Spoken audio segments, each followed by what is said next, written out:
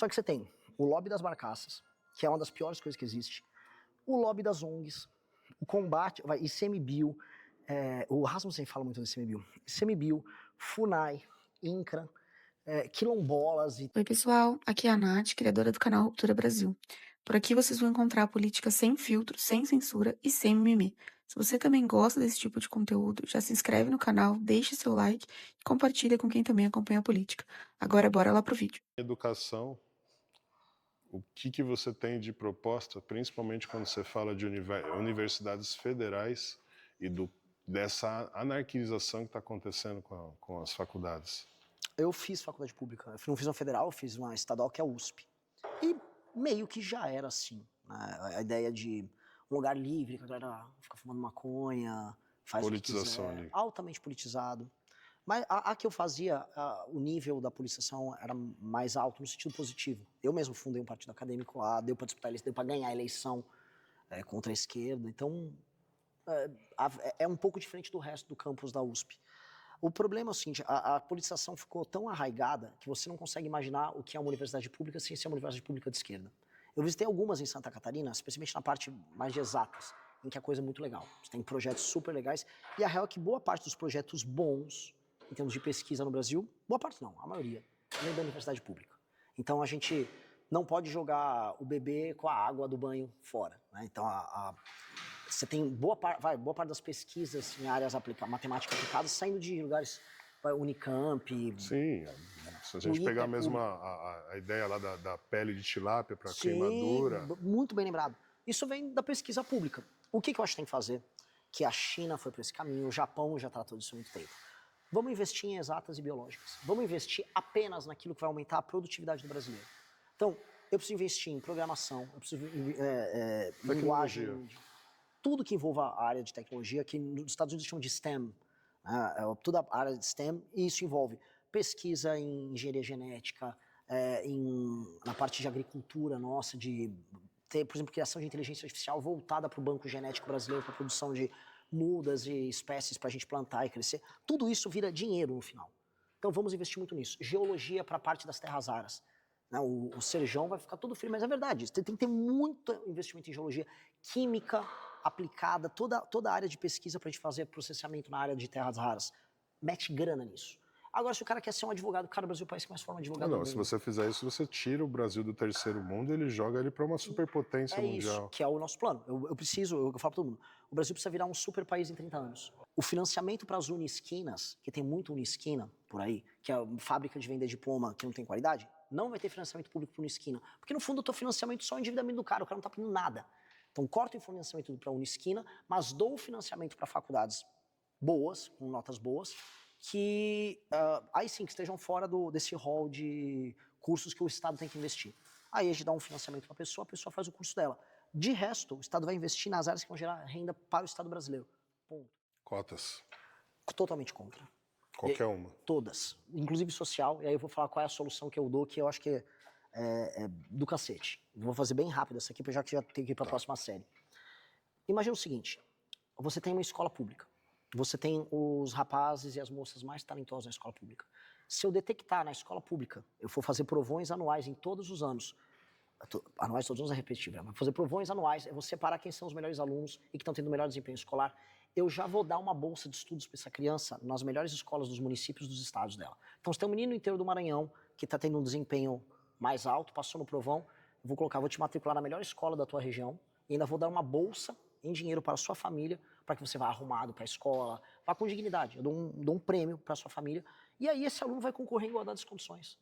Então todo ano vamos ter os provões. Então antes de eu mandar uma cota pro cara, que o cara basicamente teve um ensino horroroso o tempo todo, aí, não, você é um quilombola, toma aí uma cota. Eu acho isso absurdo. Não, vamos treinar você, vamos te capacitar, você vai concorrer em igualdade de condição, você vai estudar numa escola particular e eu vou te pagar. Sabe qual é a melhor coisa? É mais barato eu fazer isso do que eu entregar pé de meia, que é esse programa horrível e que o aluno recebe uma grana só para ter frequência na aula. Quem disse que ter frequência na aula garante que o aluno está aprendendo na aula? Se você tivesse ainda a cobrança da nota, que não existe. Não tem. Então, assim, tá indo bem? Muito bem. Você é um aluno que é especial, você vai passar numa faculdade boa? Eu estou te dando a bolsa agora. Então, eu estou preparando o cara já na base. Então, se essa criança é uma criança negra do interior do Maranhão, cara, tá estudando, tá indo bem? tá, passou no provão, as aulas estão boas, tá bem disciplinado, toma uma bolsa na melhor escola. Desde cedo você vai mudar a sua perspectiva, a sua visão de mundo, você vai ver que você tem outros horizontes, e você vai estudar, e o Estado está investindo em você. A melhor forma de resolver as cotas é fazer o investimento na base. E coloca todo mundo na mesma prateleira. Exato. Vai tirar as notas boas, vai passar no vestibular, pronto. Com o mérito dele. Se não passou, paciência. Aí ele não teve capacidade, porque o Estado investiu nele. Controlado. Desse. Você sabe qual o perfil do jovem que entra pro crime? Se você pensa assim, se você fosse detectar, na série que os garotos hoje têm, na 7ª série, tem 13, 14 anos. Quais são os indicadores que você veria para medir que um garoto, esse aqui vai entrar pro crime? Se você pudesse olhar, bater o olho. Falta de escolaridade.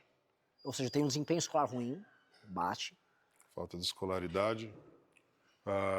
Falta de oportunidade de trabalho, coisa que hoje no Brasil ainda nós temos um problema. Sim, porque é uma escravidão de crianças. Escravidão de criança. Então, assim, é um tipo de situação que eu acho que realmente o jovem tem que estar ali sendo estimulado a trabalhar de uma maneira, talvez não como um trabalho normal, mas em um trabalho efetivo, um jovem aprendiz ali, um estagiário, e esse estágio ser remunerado para que ele se sinta estimulado a estar continuando a trilhar um caminho através do trabalho. E como é que é a casa dele?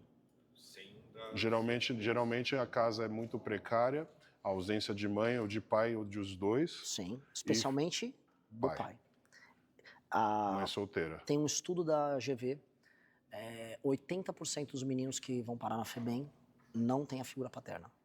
E quando tem a figura materna, a correlação é bem menor. Ou seja, falta de pai, falta de autoridade masculina que gera autodisciplina, que é aquilo que a gente estava falando no começo. A falta de autoridade paterna faz com que a mãe tenha que trabalhar e que não tenha um acompanhamento real, esse garoto fica descontrolado. Ele vai ter um desempenho pior na escola e ele, como ele não tem referência masculina, ele é indisciplinado, ele briga com as pessoas e ele é facilmente cooptado por grupos de homens que vão oferecer para ele um pertencimento. É aí que esse cara é cooptado. Uma das coisas que a gente precisa fazer na escola, e aí entra coisas que vão desde atividade física a acompanhamento. Eles precisam de homens de referência. E este é o grande problema das escolas mais humildes. O ambiente escolar hoje é um ambiente em que não existem tantas referências masculinas para os rapazes. E a maior parte das famílias que não tem o pai estão nas periferias. E aí você vai entrando nesse ciclo. Então, esses meninos, eles ficam altamente indisciplinados, apresentam um desempenho muito inferior, e aí eles são a massa de manobra que é copiada pelo crime, porque o crime está na porta da escola cooptando eles. Vai vender uma droga, depois chama ele para vender para fora e tal. A gente tem que ter uma política, a gente vai desenhar, vai ser o nosso programa, que na escola ele tem que ter ídolos e referências, assim, o puta professor de educação física, que em geral costuma ser. Você já viu tem vários filmes americanos que o garoto tá na escola e tem aquele cara que tá, ou o professor de educação física ou o treinador de basquete, que vira o guru dele, ou até o cara da limpeza. Sim. Este cara precisa existir para esses meninos. Você tem que ter a referência do cara que vai pegar o garoto problema e, cara, vem aqui, vou te dar uma assistência, vamos fazer alguma coisa. Ele tem que dar o treinamento profissional e o treinamento esportivo. Quando você direciona essa energia desse cara para a atividade física, e a atividade física dá autodisciplina para ele, você revoluciona esse moleque. Assim, se a gente salva o cara dos 15 aos 30... Tá salvo de verdade. Tá salvo. O crime não vai ser cometido, porque é muito difícil você pegar um criminoso violento que vai ter aquele impulso com 45 anos. Aí é só aquele cara, sei lá, o cara sniper do PCC, sabe? Mas esse cara aí, a gente elimina ele, a gente mata ele. Depois um sniper melhor. E, Renan, quando que surgiu esse sonho de você se tornar presidente? Essas coisas, não, assim, para mim não surgiram como... Eu nunca me visualizei dessa maneira, mas eu sempre tive uma ambição muito grande em fazer coisas grandes e não aceitar que o grupo ao qual eu pertenço perca.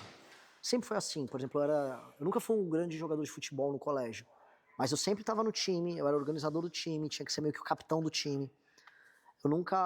Se tinha feira de ciências, eu tinha que organizar porque o meu grupo tinha que ganhar. Eu sempre fui muito competitivo. Quando eu levo isso pro campo da nação, Eu acho que é como se o Brasil fosse é aquilo que eu te falei, uma das maiores nações do mundo, potencialmente. O Brasil é para ser uma das 5 maiores nações do mundo, e a gente não entrega por falta de liderança. Aí eu vejo o nível dos líderes nossos, eu vejo as prioridades, eu falo, cara, isso aqui é um negócio horroroso. Então, quando eu montei o MBL, eu montei junto com o Kim, com os rapazes, como um ato de raiva para destruir esses líderes que eu não gosto. Foi bem assim, a gente surgiu destruindo a Dilma Rousseff. Até que chega um momento que a gente percebeu, pô, mas não adianta eu ficar só batendo se eu não propor nada. E aí eu organizei o grupo pra gente fazer essa proposição. Só que quando o grupo ficou pronto, o partido ficou pronto no final do ano passado, eu nunca me coloquei, eu falava, vou lançar o Danilo Gentili pra presidente. Aí o time virou, cala a boca, sempre foi você. Eu, como sempre fui eu? Não, sempre foi você, cara. Você é o cara que planejou isso tudo. Eu fiz os livros, eu fiz a estrutura, eu sempre fui o cara do bastidor.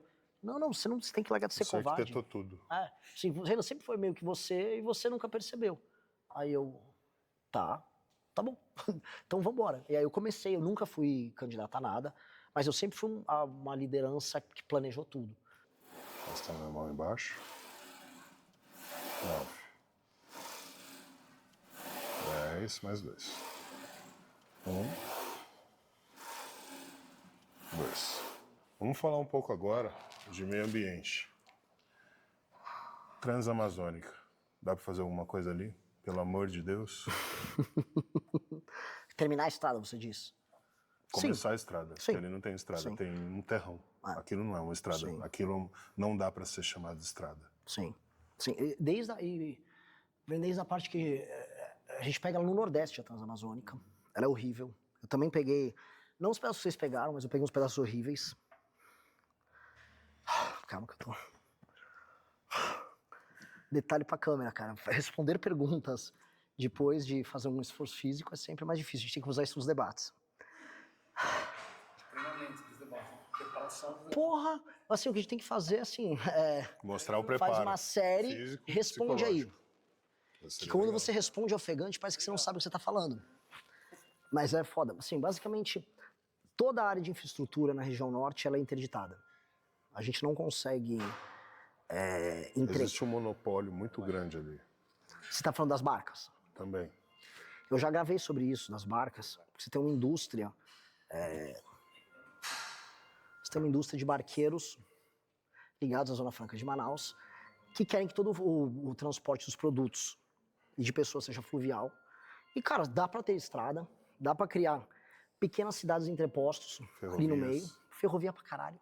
Só que você tem o lobby das barcaças, que é uma das piores coisas que existe, o lobby das ONGs, o combate, ICMBio, o Rasmussen fala muito do ICMBio, FUNAI, INCRA, quilombolas e tribos indígenas interditando, então você não consegue terminar uma obra na região norte. Então isso é assustador, um governo nosso, até falei numa reunião com embaixadores gringos, especialmente os europeus e os americanos, eu falei, suas ONGs atuam para sabotar a infraestrutura no Brasil. Em grande parte, a gente não consegue terminar uma obra como a Transamazônica por falta de dinheiro e infraestrutura, porque isso é culpa só nossa, e da outra é que você está tudo interditado. Então, passou o licenciamento ambiental novo, as ONGs estão procurando novos meios para brecar o funcionamento das obras. Eu avisei para os embaixadores, eu vou expulsar suas ONGs do Brasil. ONG gringa que financia, por exemplo, supostas tribos indígenas que para a construção de uma ferrovia, eu vou botar ONG para fora. Mas os tratados internacionais, eu vou botar ONG para fora, cara. Você não pode, por exemplo, que um caminhoneiro fique preso, como aconteceu agora em Santarém, indo entregar soja para Cargill, preso por 3 dias. Eu já vi 7. Do Cargill foi inclusive uns 7, 8 dias. Sem conseguir ir no banheiro, sem conseguir beber água. Não tem nada. Porque uma tribo indígena, não sei se você sabe esse caso, a tribo indígena desapareceu no século XVIII, reapareceu nos anos 90 porque um antropólogo disse que era a mesma tribo. E aí essa tribo volta, ocupa a Cargill, dizendo que não podia a Cargill usar o rio, que eles estavam fazendo uma hidrovia que conectava com ferrovia e tudo mais, porque iria afetar o funcionamento da tribo, não sei o quê. E aí você pega um caminhoneiro, fica com a vida dele destruída, o Brasil deixa de exportar bilhões por conta de uma tribo. Esta tribo é financiada por 2 ONGs e tem uma parceria política com o PSOL. Uma dessas ONGs é norueguesa. Por que diabos a Noruega tem uma ONG que financia o funcionamento de uma tribo política que quer parar obras na região amazônica. Estou falando de um caso. Se for pegar toda a região, são inúmeros casos desses. Então, nós temos que fazer uma reforma nas contas públicas do Brasil que diminua a despesa e aumente a capacidade de investimento. Juros baixos você investe mais, então o Estado consegue investir. 2, você tem que fazer valer o licenciamento ambiental, porque agora que passou o licenciamento, o relator foi inclusive o Kim. Você tem meios de ação para que uma obra consiga começar e terminar de maneira previsível, sem você ser parado com as licenças. Ah, não, o IBAMA vai te parar, não, o ICMBio vai te parar. Não, você consegue tocar a obra e evitar a judicialização. 3, tocar a zona para fora. Aí, com base nisso, você tem que, assim, na região norte, não é até 163, tem a Transamazônica, tudo isso você vai ter que enfiar para parcerias públicas privadas e terminar todas essas obras. É assustador.